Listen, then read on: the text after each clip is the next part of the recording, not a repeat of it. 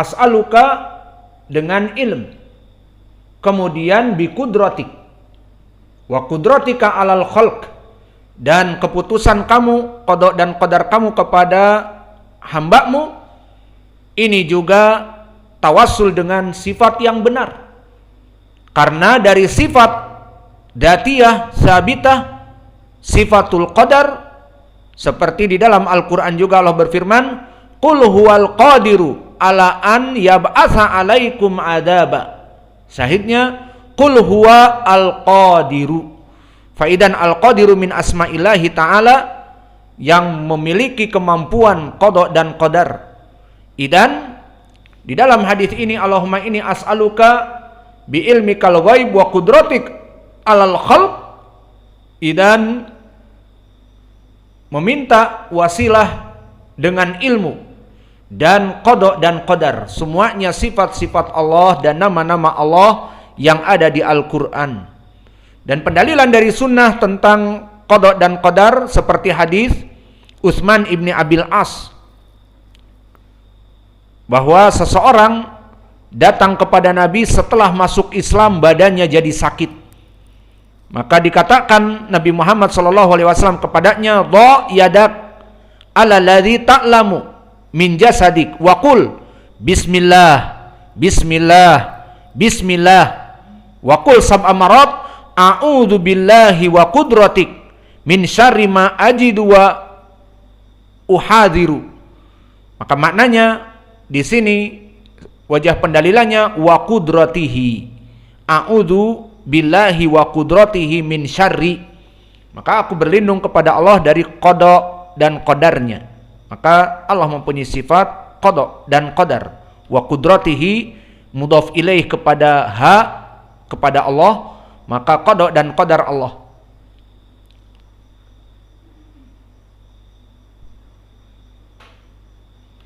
Maka ini sifat dari ilm dan sifat dari qadar.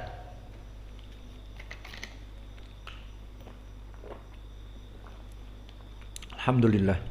Bismillah, alhamdulillah.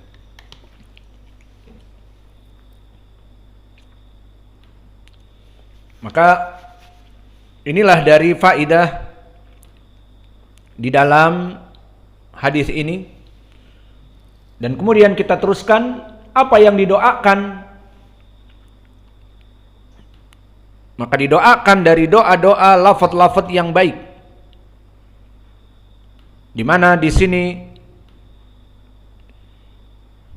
disebutkan dengan doa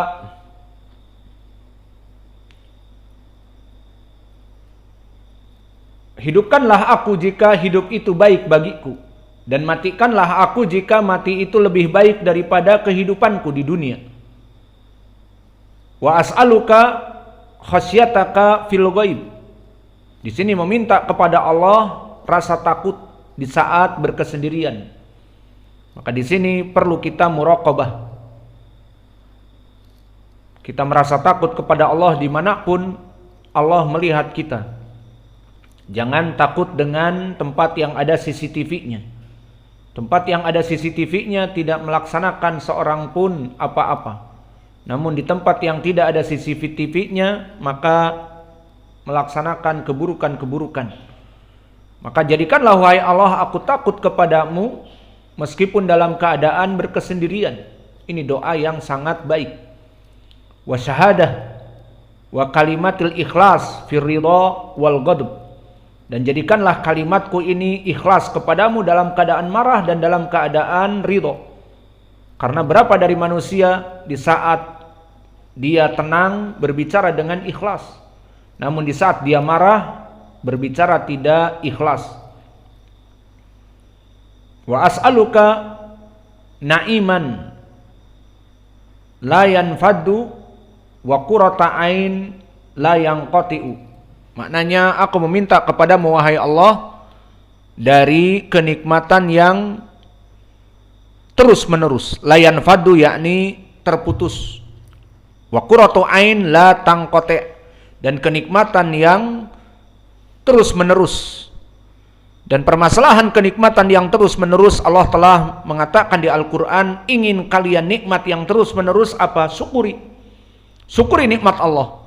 Seperti di Al-Quran, wa itta'adzana rabbukum la in syakartum la azidannakum wa la in kafartum inna adzabi lasyadid.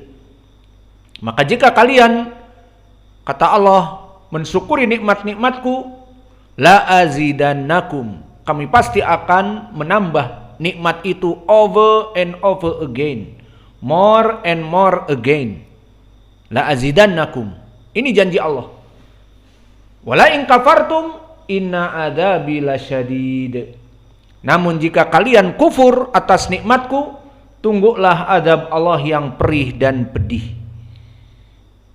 Maka ini permasalahan nikmat.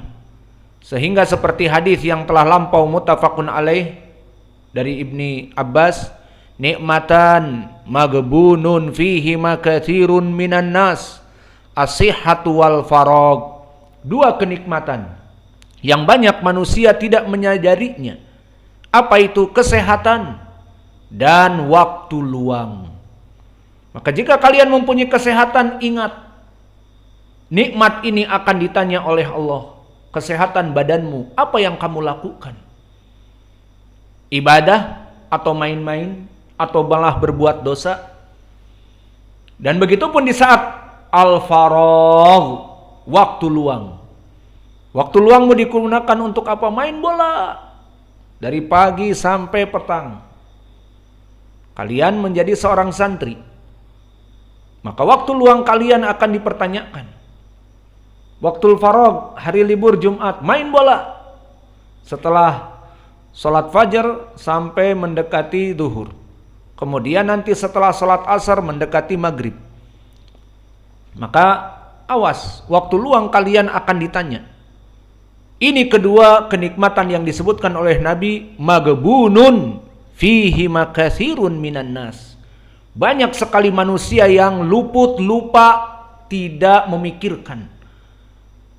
Apalagi yang bekerja seperti di pemerintahan dan sebagainya, weekend, utlah, libur, hari Sabtu dan Ahad.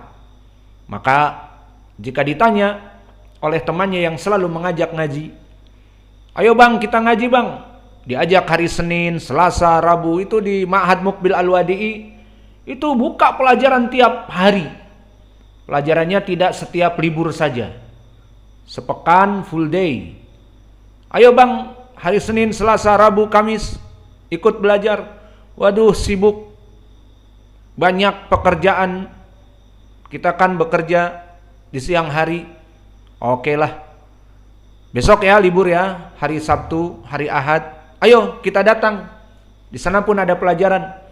Wah, ini acara keluarga, weekend for family. Maka kapan mau belajar? Acara libur, weekend, time for family, waktu untuk keluarga. Dan waktu yang sibuk for business, pekerjaan, tidak bisa diganggu gugat. Maka kapan menuntut ilmu? Kapan belajar? Waktu sempit, tidak punya waktu untuk menuntut ilmu, tidak belajar. Dan waktu luang tidak dipergunakan untuk menuntut ilmu.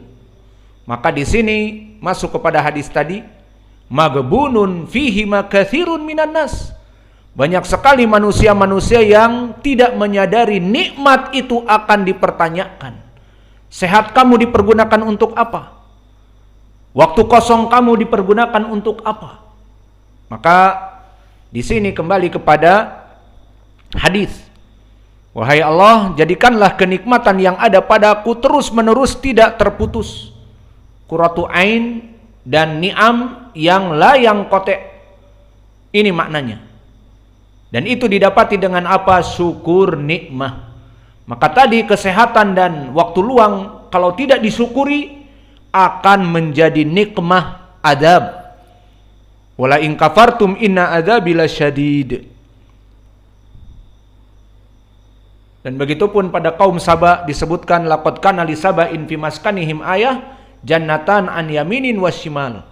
Maka diperintahkan oleh Allah, wa kulu wasrobu, agar makan dan minum, waskuru, dan bersyukur. Namun mereka kufur atas nikmah, fa arsalna alaihim sailal arim. Maka Allah mengutus kepada mereka banjir bandang yang akhirnya hancur luluh lantak kebun-kebun mereka karena kufur dari nikmat. Kemudian disebutkan di sini dengan lafaz wa as'aluka ridha ba'dal qada. Maknanya berikanlah kepada kami keridhaan setelah qada yang engkau berikan kepadaku, baik qada yang baik atau qada yang buruk, seperti qada yang buruk yang dia harus sabar, maka as'aluka ridha, jadikanlah aku ridha wahai Allah. Diambil anak tercintanya, diambil istri tercintanya, diambil apa yang dia sangat idam-idamkan, maka jadikanlah aku orang yang ridha ba'dal qada. Itu maknanya dari hadis ini. Di riwayat yang lain ba'dal qada, dan di sini bil qada, maknanya sama. Dijadikan ridho dari keputusan Allah yang menyempitkan dadanya. Wa bardal ais ba'dal maut, dan dijadikan kehidupanku di hari akhirah, al ais yakni kehidupan di alamil barzah dan akhirah, masuk kepada surga yang dinamakan dengan bardal ais, kehidupan yang dingin, maksudnya kehidupan yang baik di hari akhirah. Dan juga puncaknya walidata nadhar ila wajhik wa syauqa ila liqa'ik.